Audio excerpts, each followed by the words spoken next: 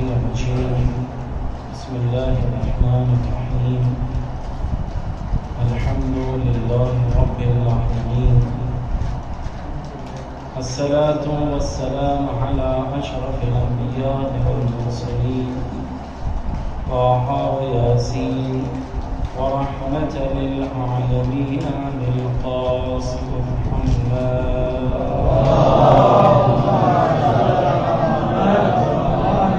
اللهم صل على من قال هذه الكلمات يا مالك الملك يا حاكم الأحزاب يا مفتح الأبواب يا مسبب الأسباب سبب لنا سببا لا نسد له طلبا بحق لا إله إلا الله وبحق محمد رسول الله اللهم صل على محمد وعلى سيد المطهر وإمام المظفر وشجاع الغضنفر أبي شبير وشمر أبي الحسنين أمير المؤمنين علي بن أبي طالب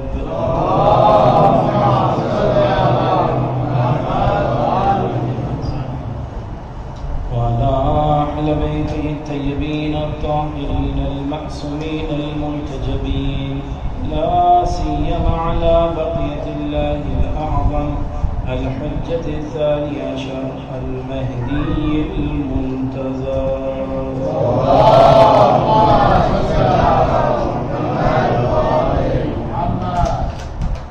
ولعنة الله على أعدائهم أجمعين من الآن إلى قيام يوم الدين لا سيما على الجبت والتابوت أما بعد فقد قال الله تبارك وتعالى في محكم كتابه المجيد وهو أصدق الصادقين وقوله الحق بسم الله الرحمن الرحيم ألف لام ميم ذلك الكتاب لا ريب فيه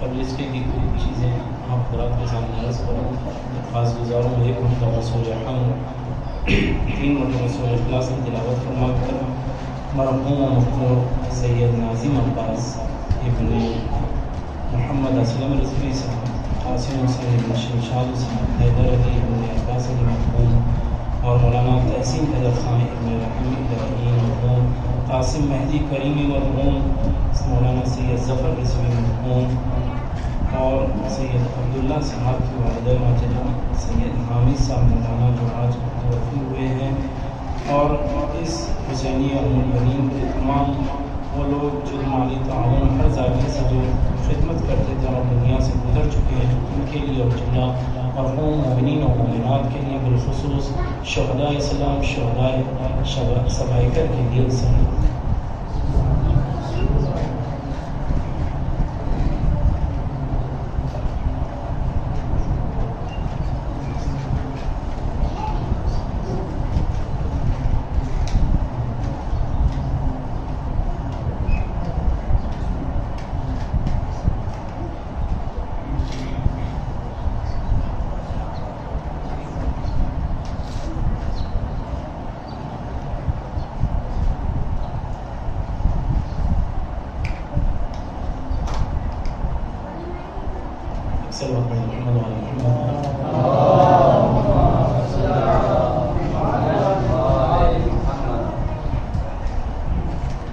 اللہ تبارک و تعالیٰ نے قرآن مجید میں ارشاد فرمایا الف لام میم جو حروف مقطعات سے تعلق رکھتے ہیں اس کے بعد کہا ذالک الکتاب لا ریب فیہ یہ وہ کتاب ہے جس میں شک و شبہ کی کوئی گنجائش نہیں عنوان کتاب لے کر آگے بڑھا ہوا اور آپ حضرات کے سامنے افاضل بزرگان موجود ہے لب کشائی کی یہ جسارت ہے لیکن سعادت مندی کے لیے حاضر ہوا ہوں کچھ باتیں عرض کرنا چاہتا ہوں اسی بابت میں کتاب کے عنوان سے کتاب واقعی طور سے بہت اہمیت کی حامی ہے، اور کتاب شناسی، کتاب خوانی، کتاب بینی، کتاب کی تدوین، کتاب کے مطالب، تصنیف و تالیف، یہ بہت سخت مرحلے ہیں۔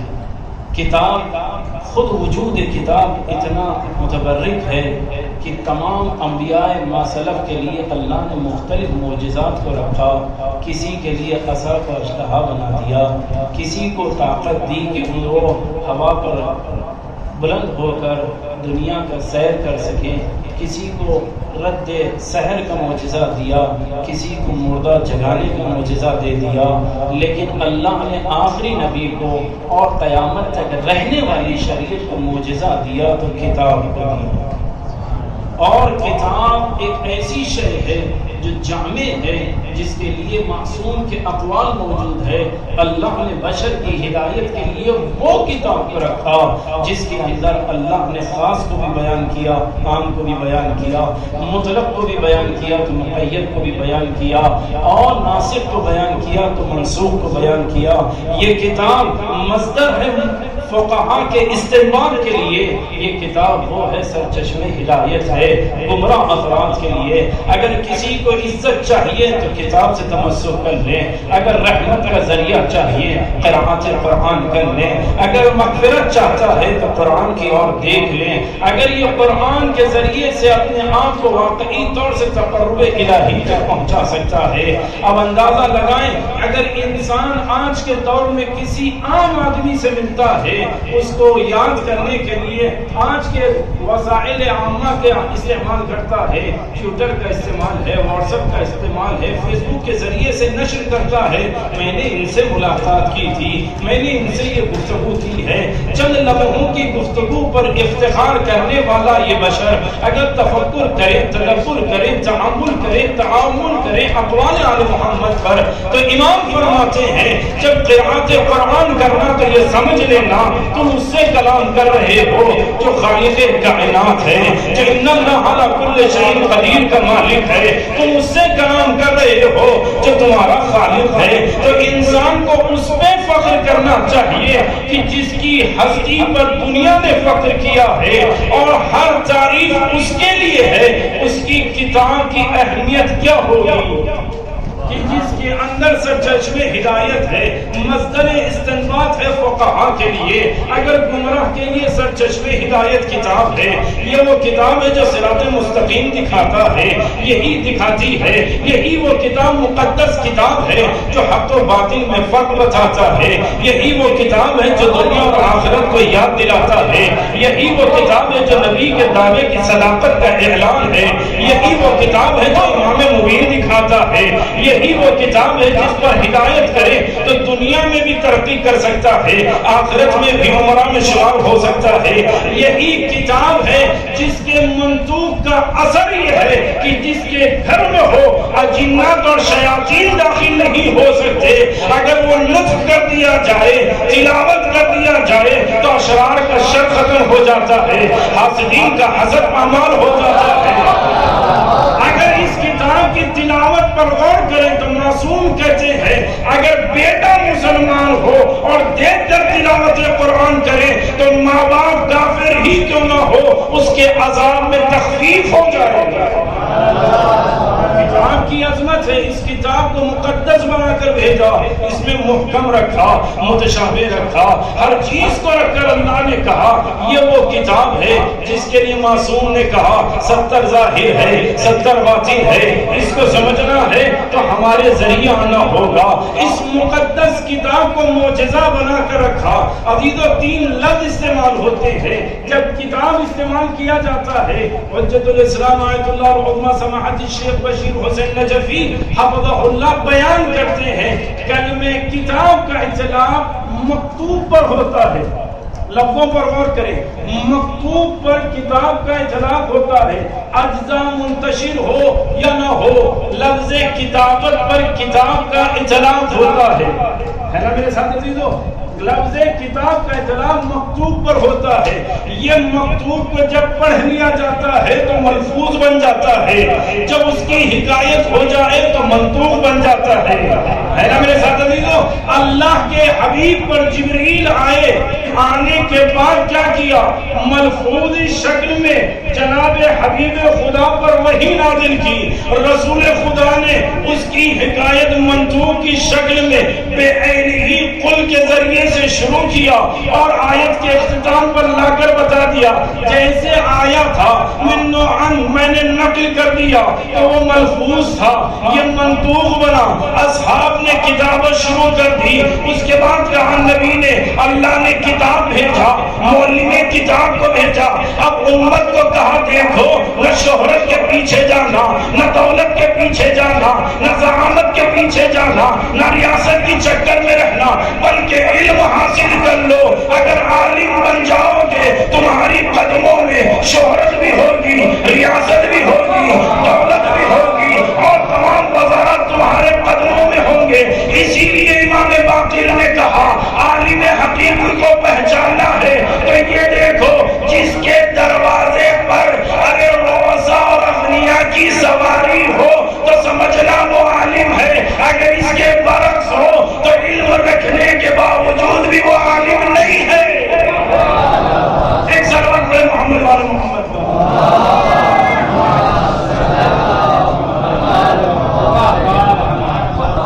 کتاب کو رکھا، عظمت کتاب کو رکھا، معصوم نے بتایا، تربیت دی مکتوب کو، تین الفاظ ملفوظ و منطوق و مکتوب۔ لیکن جب نبی نے ملفوظ کیا، منطوق کو جب نقل کیا تو کسی نے کھجور کے کچھ حصوں پر لکھ دیا درخت کے، کسی نے پتھر پر، کسی نے کسی اور چیز پر تحریر کر دیا۔ پھر نبی جب مکے سے نکل کر مدینہ منورہ آئے، آپ افاضل ہیں، مجھے ڈیپ میں اور زیادہ تفصیل میں نہ جاتے ہوئے بس دو چار جملے عرض کر دوں۔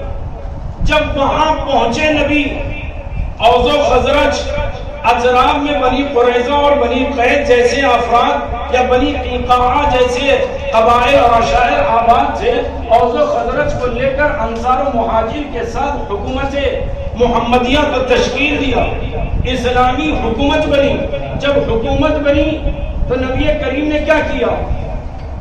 پہلی جنگ ہوئی اور جیسے حکم الہی تھا ویسے چند افراد کے ساتھ 313 آدمی کے ساتھ نکلے، مال غنیمت لے کر آئے، کوئی تلوار لے کر آیا، کوئی ساز و سامان لے کر آیا، اسی میں چند غلام بھی آئے۔ جب یہ غلام آ گئے، نبی کے مدینے میں سپاہی اور مجاہد کی قلت تھی، اسلحہ زیادہ نہ تھے، سواری زیادہ نہ تھی، لیکن ادھر مکے میں ام القرآن میں تمام لوگ بنی حبیل جیسے افراد اور ابو سفیان جس کا سرپرست ہو وہ سب تیار ہے نبی کے شہر مدینہ پر یثرب پر حملہ کرنے۔ لشکر جمع ہو رہا ہے، میں کہوں گا یا رسول اللہ آپ بھی لشکر جمع کریں، اسلحہ جمع کریں اور ان قیمت سے بہترین اسلحوں کو خرید لیں۔ لیکن نبی نے، علم حدیث میں یہ روایت موجود ہے، نبی نے کیا کیا؟ اعلان کیا، وہ لوگ جو غلام تھے انہیں بلایا، اسیر ہو کر جو آئے انہیں بلایا اور اعلان کیا، دیکھو جو تم نے پڑھنا لکھنا جانتا ہے، اگر تم میں سے کوئی ایک میری امتی میں سے کسی ایک کو پڑھنا لکھنا سکھا دے تو میں اسے آزاد کر دوں گا۔ نبی کیا کریں؟ پڑھنا لکھنا سکھا دے تو میں آزاد کر دوں گا۔ یا رسول اللہ یہ مقتضی حال کو بتا رہا ہے، لشکر کو جمع کریں، یہ مقتضی حال بتا رہا ہے، تلوار اسلحے جمع ہو اور آپ اپنی فوج کو مضبوط کریں۔ یہ کیا اعلان فرما رہے ہیں؟ جو تعلیم و تعلم ہماری امتی میں سے کسی ایک کو سکھائے گا، تعلیم دے گا، علم دے گا، میں اس کو غلام کو آزاد کر دوں گا۔ آپ آزاد کر دے رہے ہیں تو نبی کہیں گے نادان تجھے نہیں معلوم، اسلحے لشکریں جسموں کو روکتی ہے لیکن میں تعلیم دے کر ان کی فکروں کو بدل رہا ہوں۔ جسموں کا ختم کرنا اور ہے، فکروں کا بدلنا اور ہے۔ لہذا علم فکر کو بدلتا ہے. اگر آج اللہ نے کتاب کو بھیجا زمانہ کتنا بھی ہو جائے لیکن جو دعوت اور جو رحمت اور شفاعت کا قرآن نے وعدہ کیا اس میں کبھی نہیں آ سکتی. قرآن شفا ہے، قرآن رحمت ہے، قرآن باعث ہدایت ہے. لیکن آج کچھ افراد چاہے کس لباس میں ہو ان کا یہ نظریہ ہے کہیں معجزہ ہوا فوراً چلے گئے معجزہ دیکھنے کے لیے. کیسے ہوا؟ تحقیق ہو رہی ہے معجزے کی دیکھنے کی کیفیت، وقت بھی صرف کیا، دولت بھی خرچ کی اور کافی زحمتیں اٹھا کر گئے.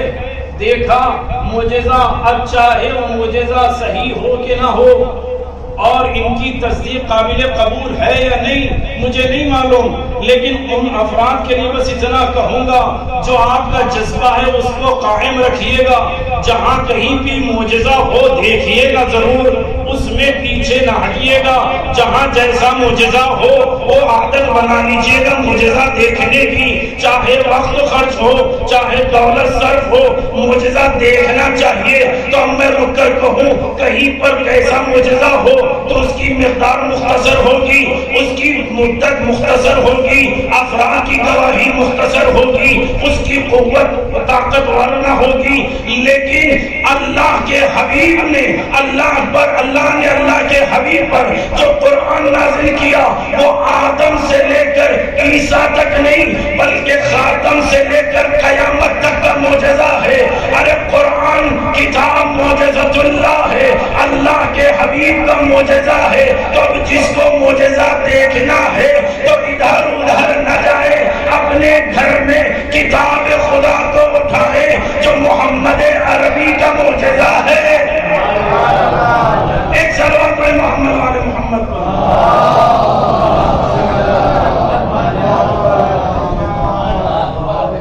کتنا معجزہ دیکھتے ہیں، وہ کتاب جو معجزہ نبی ہے، صداقت نبوت پہ صداقت پر نبی کے موجود ہے، وہ کتاب ہمارے پاس زیادہ استعمال نہیں ہوتی.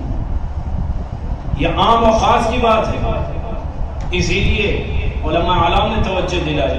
لہذا کتاب کی عظمت ہے، کتاب اپنے اعتبار سے بلند و بالا مضامین و مطالب رکھتی ہے.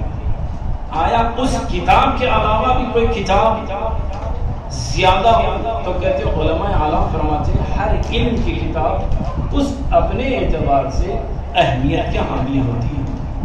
طبیب کے لیے طبابت کی کتابیں اہمیت رکھتی ہے، مہندس کے لیے انجینئر کے لیے اپنی گراف اور دیگر کتابیں اہمیت رکھتی ہے. ایک میتھمیٹکس کا ٹیچر ہو اس کے لیے اب اس کی علم کی کتابیں اہمیت رکھتی ہے. اس کے ذریعے سے بھی دفاع کرنا بڑا محترم مانا جاتا ہے. اسی لیے مرجعیت العلیاء سماحت سید علی سیستانی حفظہ اللہ دائماً یہی فرماتے ہیں ہر علم میں آگے بڑھو، کسی علم میں پیچھے نہ رہو. جو شریعت کے قوانین و ضوابط میں ہے اس میں آگے بڑھو تاکہ شیعان علی کا ہر مقام پر نام ہو. انہی علموں میں ایک علم ہے علم دین. علم دین کی عظمت کیا ہے؟ کہا اگر کوئی طلب علم کے لیے نکلتا ہے تو معصوم کہتے اس کے رزق کا ضامن ہم اس کے رزق کے ضامن ہیں. ملائکہ اپنے پر اس کے قدموں تلے بچھاتے ہیں، اس کے لیے ملائکہ مغفرت کی دعا کرتے ہیں. اور اگر وہ اسی طلبگی کے درمیان دنیا سے چلا جائے تو شہید کہلاتا ہے. اتنی عظمت تھی. اب کہتے ہیں کتاب کو، کس کتاب کو زیادہ اہمیت دی جائے تو کہتے ہیں کتاب واقعی طور سے قرآن مجید کے بعد اگر کوئی کتاب تحریر کیا جائے تو کہتے ہیں دفاع آل محمد میں ہونی چاہیے، دفاع شریعت میں ہونی چاہیے تاکہ شریعت کا دفاع کیا جائے، آل محمد کا حق بیان کیا جائے. اب اس کے لیے شیخ حر عاملی لبنانی رحمت اللہ علیہ کے بھانجے شیخ محمد بن علی بن خاتون علیہ رحمت و رضوان نے علامہ ابن خاتون نے اپنی کتاب میں ایک حدیث کو نقل کیا، کہتے ہیں کیا؟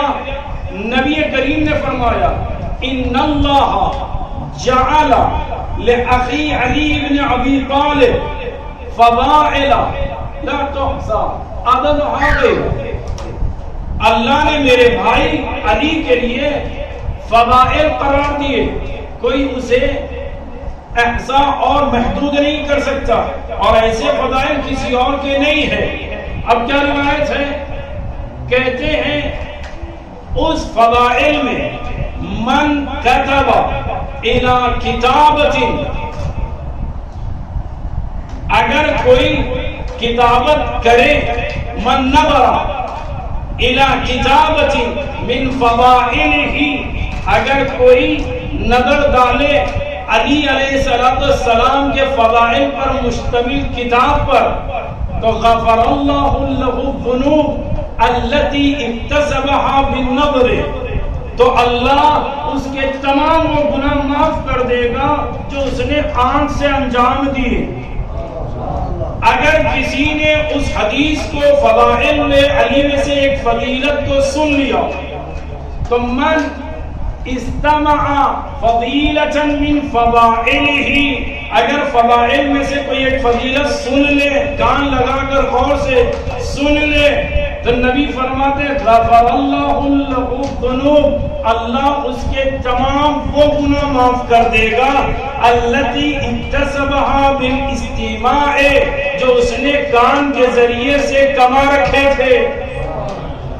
اس کے بعد کہا من کتب فضیلۃ من فضائلہ، اگر کسی نے کتابت کی فضائل علی میں سے ایک فضیلت، جملہ غور کریں، لن تر الملائکہ تستغفر له ما تقدم من ذنبه وما تأخر، اور اگر کوئی کتابت کر دیتا ہے تو ملائکہ ہمیشہ اس کے لیے مغفرت کی دعا کرتے ہیں۔ معبود یہ جو کتابت کی ہے کب تک مغفرت کریں گے؟ کہ ما بقیا تلک الکتاب رسم، جب تک کتابت کے آثار باقی رہیں گے۔ اور کمن ذکر فضیلۃ من فضائلہ، لیکن اگر کوئی فضائل علی میں سے ایک فضیلت کو بیان کرے، جملہ بڑا غور سے سنیے گا، اگر روایت ایسی ہی ہوتی تو شاید ایسے ویسے سب شامل ہو جاتے۔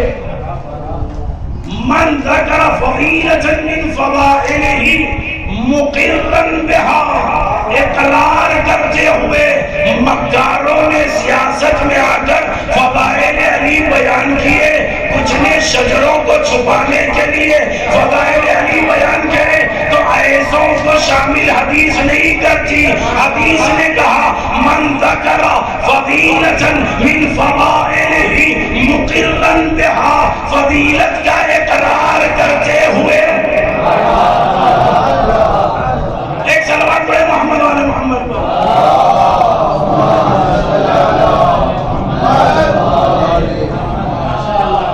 غفر اللہ ما تقدم من ذنبہ وما تأخر، جو ہو چکے ہونے والے سب گناہوں کو معاف، ولو قیام یوم الثقلین، حتیٰ کہ اگر ثقلین کے برابر بھی ذنوب ہو تب بھی اللہ معاف کر دے۔ فضیلت علی بیان کرنے پر تب اندازہ لگائیں فضائل کا لکھنا ثواب، فضائل کا سننا ثواب، فضائل کا بیان کرنا ثواب، فضائل کی تحریر کو دیکھنا ثواب۔ یا رسول اللہ اور کیا ثواب ہے؟ کہ اگر کوئی کسی ورق پر صلوات تحریر کر دے تو جب تک وہ تحریر کا وجود رہے گا اس کے حق میں ثواب صلوات کا لکھا جائے گا۔ تو جب کتاب اتنی عظمت ہے اور کتابت اتنی عظمت والی ہے، تب آگے بڑھ کر ایک جملہ تو یہ کتابت اتنی ہے تو نبی اور کیا فضیلت ہے کہ اگر کسی نے ہمارے دفاع میں ایک صفحہ بھی لکھا ہو تو وہ اور اس کے جہنم اگر جانے والا ہو تو اس کے درمیان وہ ورقہ حائل ہو جائے گا۔ اتنی فضیلت ہے دفاع آل محمد کے لیے کتابت کرنے پر۔ لوگوں نے کتابت کا اندازہ لگایا، اور ایک جملہ کہہ دوں، صرف بہت بڑا مرحلہ ہے کتابت کرنا، دفاع کرنا، تحقیق کرنا، اس کا ترجمہ کرنا، تعریف کرنا، تصنیف کرنا، بہت بڑے مشکل مرحلے ہیں۔ لیکن اتنا کہہ دوں، صرف نیت کر لینا ہی کہ میں دفاع علی محمد کروں گا، یہی بخشش کے لیے کافی ہے۔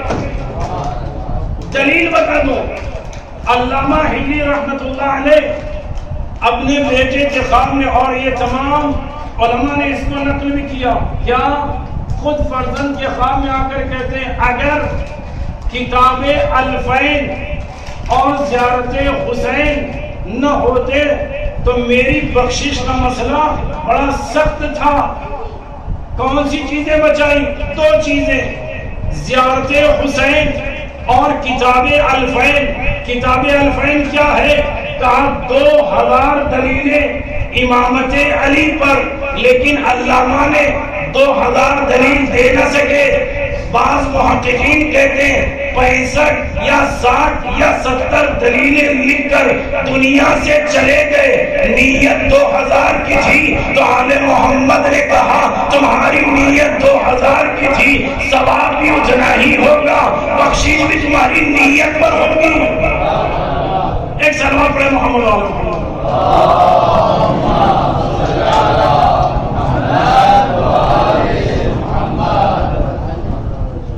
کتابت بڑی اہم ہے عزیزان گرامی، اور کتاب کی اتنی عظمت ہے، لیکن مع الاسف الشدید آج کتابیں شخصیتوں کی وجہ سے آتی ہیں، ورنہ اگر آپ تاریخ میں منصف مزاج بن کر دیکھیں تو وہ لوگ جنہوں نے غربت کے عالم میں کتابیں تحریر کی، ان کی تحریریں آج گرد و غبار میں رمی ہوئی۔ آج کتابوں کا پرسان حال کوئی نہیں ہے۔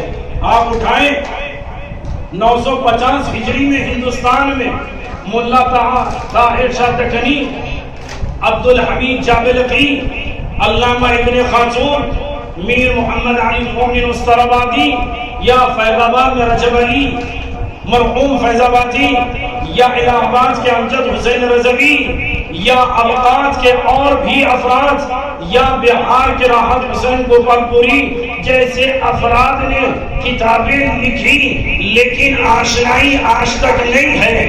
کیوں؟ نہ کسی نے چاہا کہ اسے ظاہر کرے، نہ کسی نے مانا کہ ظاہر کرے۔ شاعر جملہ کہوں، شاعر بزرگان مجھے معاف کر دیں گے، تلخ ہے، سننا پڑے گا، اس لیے کہ مجلس ہی میں شکوہ کر رہا ہوں تاکہ سب تک بات پہنچ جائے۔ شاید ان کے آگے الہ آبادی لگا ہوا ہے، شاید ان کے آگے لکھنوی لگا ہوا ہے، ان کے آگے دکنی لگا ہوا ہے، ان کے آگے بہار کا لگا ہوا ہے، اس لیے ان کی مرجعیت نہ عام ہوئی نہ کتاب عام ہوئی۔ اگر چاہو تو بدل دو، اردبیلی ہو تو مشہور ہو جائے، شیرازی ہو تو کتاب چھپ جائے۔ آج انسان شخصیت پرستی میں ہے، حق اور منصف مزاج میں نہیں ہے۔ ایک صلوات پڑھے محمد علی محمد پر۔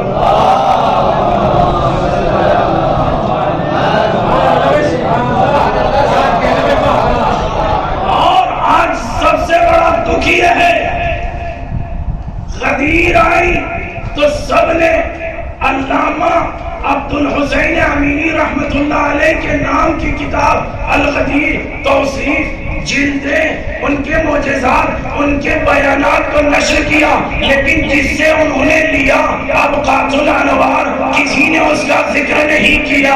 دیوان قرآن جعفر مفتی صاحب نے 40 آیتوں سے اس بات امامت کیا، کسی نے نشر نہ کیا۔ کیوں؟ اس لیے کہ ان میں کمی نہیں ہے، کمی ہم میں ہے۔ وہ اپنوں کو جانتے بھی ہیں، پہچانتے بھی ہیں، احسان کا اقرار کرتے ہیں، ہم میں ان چیزوں کی کمی پائی جاتی ہے۔ ایک صلوات پڑھے محمد علی محمد پر۔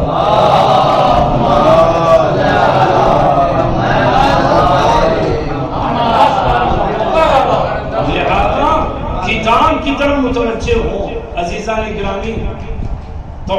ناصر مرزا حسین اکبر آبادی کی کتاب گرد و خاک میں اڑی ہے۔ آپ جانتے ہیں ہندوستان کے علماء نے کس دعویے سے کتابیں تحریر کی تھی؟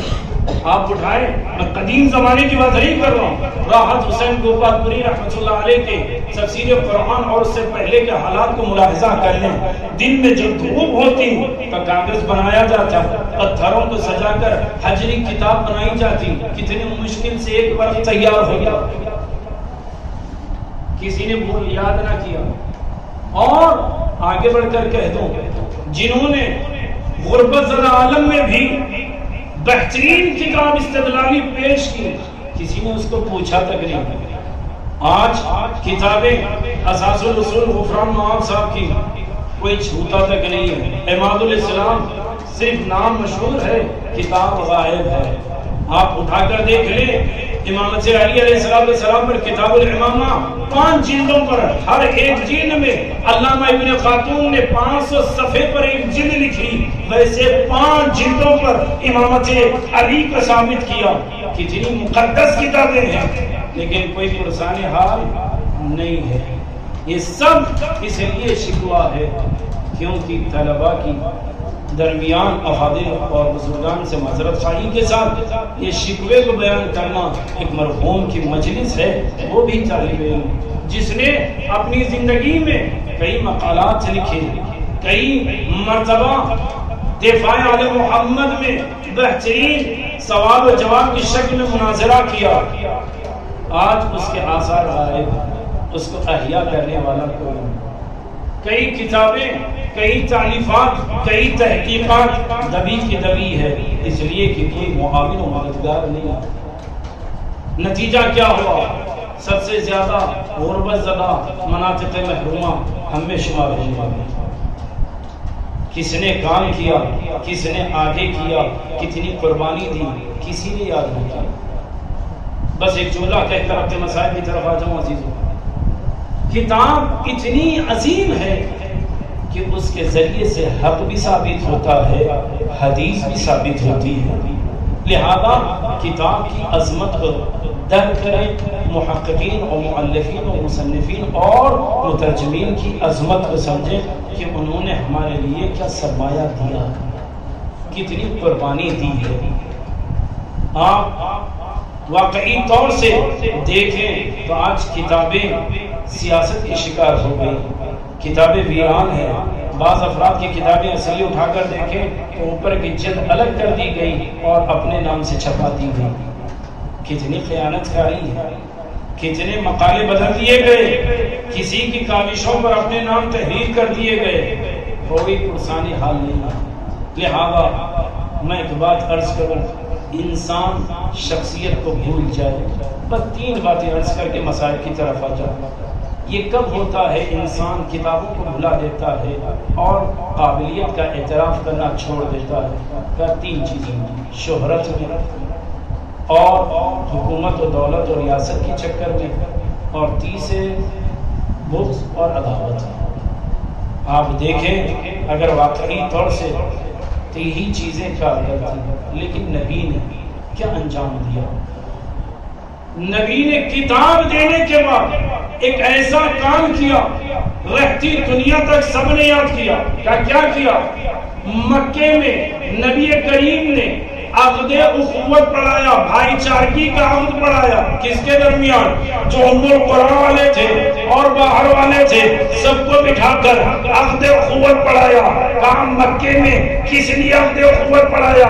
تاکہ صحت و سلامتی میں رہے، یہ ایک دوسرے کا خیال کریں، غذا میں ایک دوسرے کو شریک کر لیں۔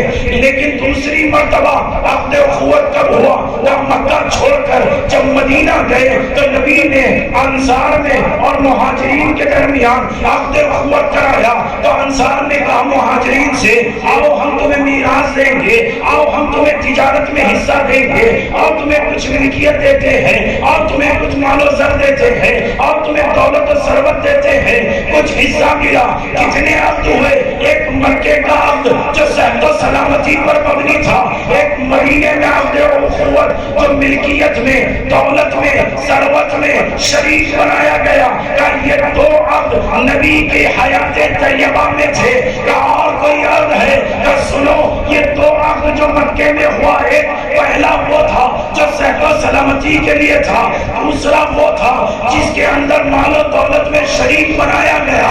یہ کار دنیا تھی، یہ کار خیر تھا، یہ دنیا کے لیے تھا۔ کوئی اور عقد ہے تو چھٹے امام نے کہا سنو ایک اور عقد ہے کہ مولا کب پڑھا جائے، کیسے پڑھا جائے، کہ غدیر کا دن ہوگا، ہر کوئی اپنا نسب بھول جائے، کون کیسا ہے، کون سید ہے، کون شیخ ہے، کون خان ہے، کون پٹھان ہے، ہر کوئی نسب کو بھول جائے، ولایت کے دل کو لے کر آگے بڑھے، ہاتھ کو ہاتھ میں رکھ کر ارے قسم کھا کر کہے میں تجھے بھائی مانتا ہوں، وہ کہے میں تجھے بھائی مانتا ہوں۔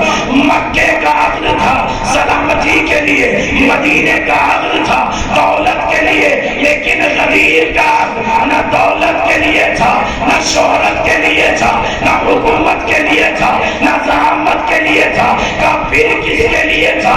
کا جنت کا میدان جہاں پر محشر کا میدان ہوگا، جہاں پر آدم سے لے کر خاتم، خاتم سے لے کر قیامت تک کے تمام افراد موجود ہوں گے، کون کیسی شکل میں ہوگا، کون کیسی حالت میں ہوگا، اور بہت تیز ہوگی، اس کے اندر ہر کوئی چاہے گا جنت میں چلا جاؤں، پہلے میں چلا جاؤں، لیکن غدیر کی یہ ولایت علی رہے گی جو کہے گی رک جا، جب تک تیرا بھائی تیرے ساتھ نہیں جائے گا تو جنت میں نہیں جا سکتا۔ ایک سلام پڑھے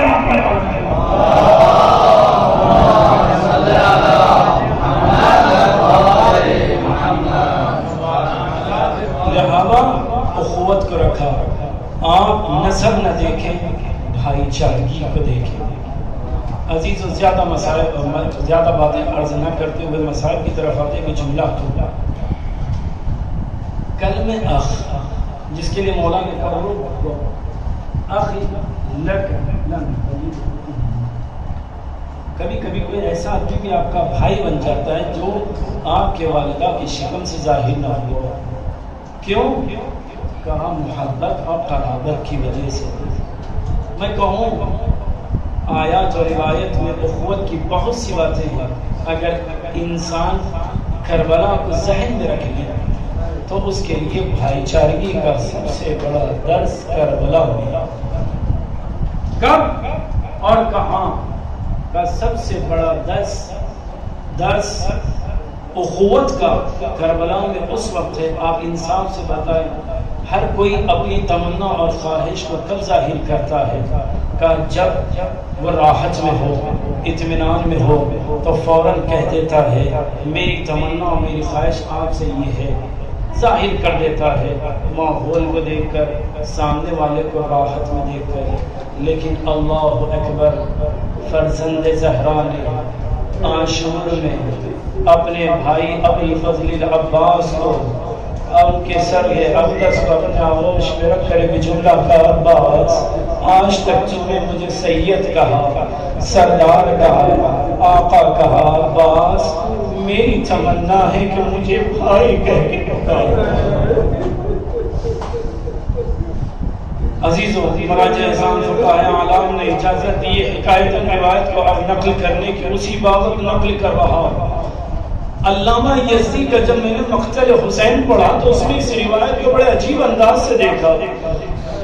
مولا ابو الفضل عباس کا سر سید الشہداء نے لیا اور کہا عباس مجھے بھائی کہے، تو فوراً مولا ابو الفضل عباس نے ایک مرتبہ علامہ یزدی کہتے حسین کی اور دیکھ کر کہا اماں نے منع کیا کہ آپ کو بھائی کہوں، آقا ماں نے منع کیا میں غلام ہوں، آپ سید ہے، حسین اتنا کہنا تھا، عباس اتنا کہنا تو حسین اشکبار ہوئے۔ ابھی چند لمحہ نہ گزرا، علامہ یزدی کہتے ہیں عباس نے 3 مرتبہ کہا بھائی بھائی بھائی، کہا کیوں؟ کہا اس لیے کہ ایک بیوی عباس کے قریب آ گئی، آ کر کہتی علامہ یزدی کہتے عباس تو میرا بیٹا ہے، میں فاطمہ کہہ رہی ہوں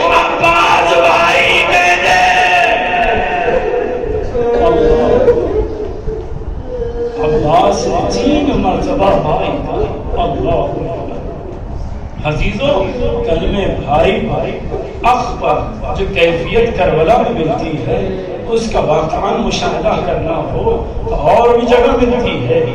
جب سید الشہداء نے جناب مسلم ابن عقیل کو کہا مسلم ہم آپ کو سفیر بناتے ہیں، آپ ہمارے ابن ہم ہیں، آپ جائیں اور جانے کے بعد واقعی طور سے ہماری سفارت کا کام انجام دیں. جناب مسلم وہاں سے نکلے، علامہ طالب جوہری صاحب نے لکھا کہتے وہاں سے نکلے اپنے خیمے میں جا کر مسلم رونے لگے، گریہ کرنے لگے. کچھ لوگ آ کر کہتے مسلم اطفال تم ڈر گئے کس سے؟ دشمنوں سے، ان کی تلواروں سے. تو جناب مسلم نے کہا اللہ میں ہرگز ان سے خوف زدہ نہیں ہوں، نہ ان کی تلواروں سے، نہ نیزوں سے، نہ بالوں سے. تم مسلم بھی کیوں رو رہے ہو؟ تم مسلم نے کہا بل بکیت علی فراق اخی الحسین، میں اپنے بھائی حسین کو چھوڑ رہا ہوں، اس لیے گریہ کر رہا ہوں. اللہ اکبر.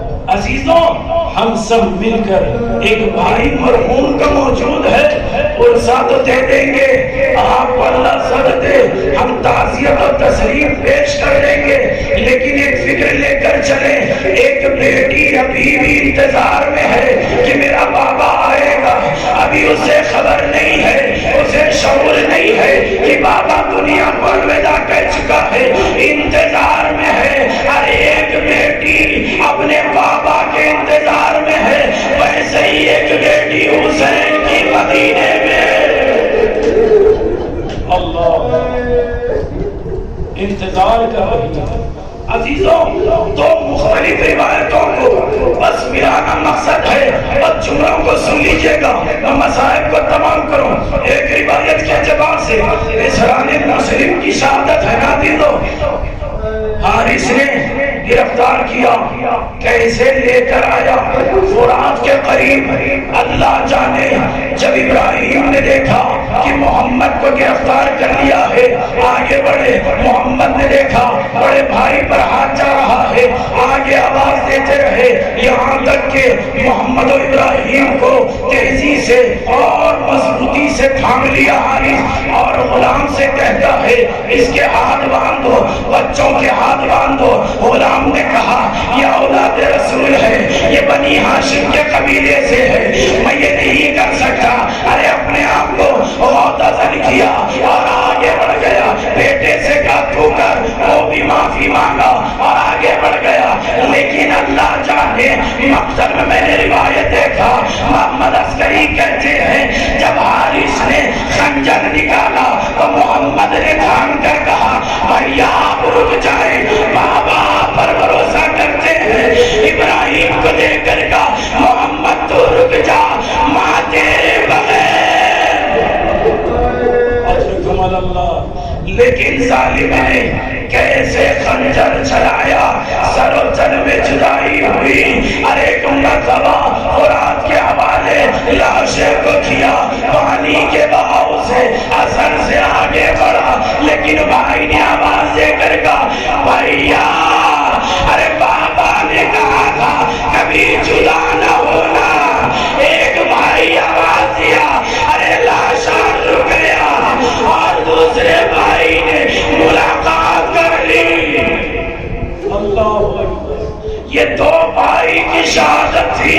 لیکن اللہ جب حسین کا قافلہ پہنچا ہے تو شہزادی ام کلثوم نے کہا مدینہ جگتینا لا تقبلینا. ہر بیوی دوڑتے ہوئے آئی، ام البنین آ گئی، ام سلمہ آ گئی. ایک بیوی عصا لے کر چلنے والی عصا کو چھوڑا، تیزی سے آئی. میرا بھیا کڑیل جوان، میرے چچا ابا، میرے بابا حسین زہرا کو تسلی دی. ابھی تو جملہ سننا، زہرا کو تسلی دی. حسین مارے گئے، عباس شہید ہو گئے، علی اکبر شہید ہو گئے، قاسم پامال ہو گئے. زہرا نے سب سنا. اس کے بعد اٹھی، کبھی ماں کا پہلو تلاش کیا، کبھی کسی کی آواز کو ہٹایا. ایک مرتبہ زینب نے کہا زہرا کیا تلاش کر رہی ہے؟ کب بھی اماں ہر کوئی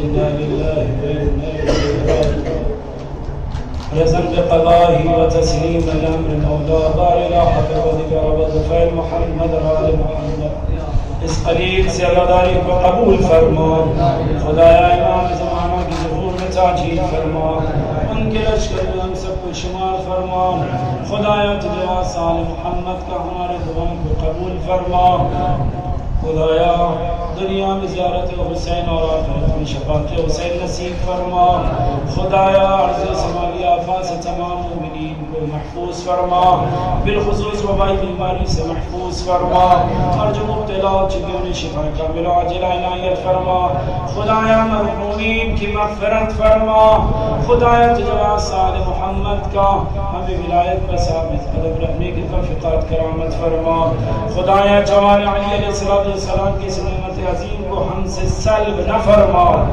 خدایا تجلی اہل بیت علیہ السلام کا ہمارا خاتمہ ولایت محمد پہ فرما خدایا تجلی آل محمد کا جو خدایا بیمار انہیں شفا کامل و عاجلہ عنایت فرما ناقص خدا لڑکیوں کی شادی کے اسباب فراہم فرما خدایا دشمنان آل محمد اگر لائق ہدایت تو ہدایت عطا فرما ونان نیست و نابود فرما خدایا تجلی آل محمد کے جنت البقیع پر سایہ عنایت فرما امام وقت کے ظہور میں تاجیل فرما ان کے لشکر میں ہم سب کو شمار فرما اور مبین کی مغفرت فرما انہیں جمال ائمہ میں جگہ عنایت فرما خدایا تجلی آل محمد کا سید ناظم اللہ صاحب اور ان کی مغفرت فرما ان کے پسماندگان کو صبر جمیل عنایت فرما ربنا تقبل منا انك انت السميع العليم اور دراسہ گزارش ہے ایک مرتبہ سورہ حمد 3 مرتبہ سورہ اخلاص کی تلاوت فرما کر